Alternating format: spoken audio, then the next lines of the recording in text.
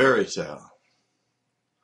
All the gods fled into hiding once upon a time in the not so long ago. Only titans daring to walk the earth we ravage. Alighting from limousines, artificial lightning all around them blazed. Irreverent mortals flashing cameras shouting, turn this way, then that. Strike poses and sparks so that you titans will be adored.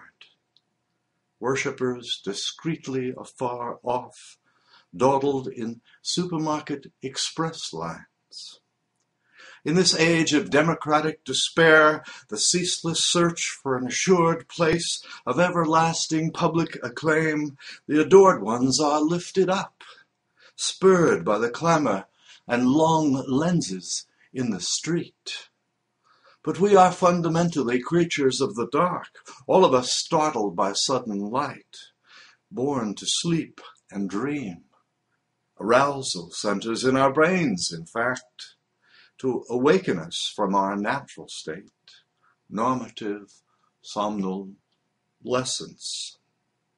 All the busyness of the wakeful day only secondary to the night work done in rapid eye movements slumber, reweaving from waking experience a more complex and satisfying blanket of dreams.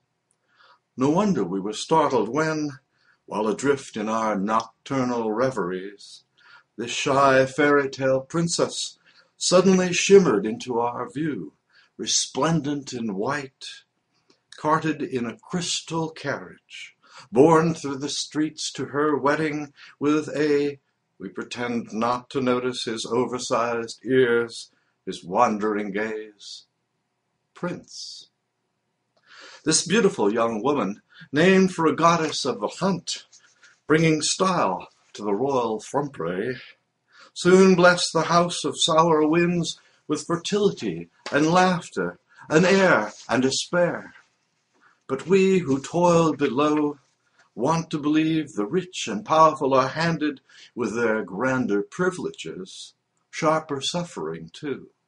So when she was womb plundered, stripped of her title, turned out, disgraced, we mistook her for one of us.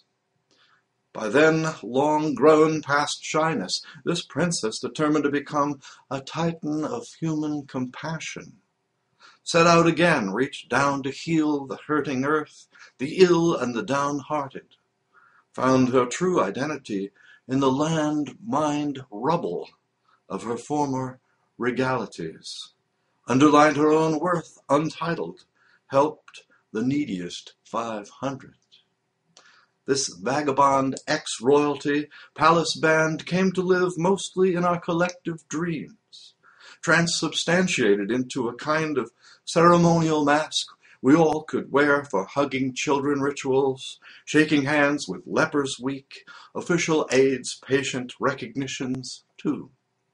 She embodying our own most reckless, unfulfilled impulse for prodigious, prodigal good.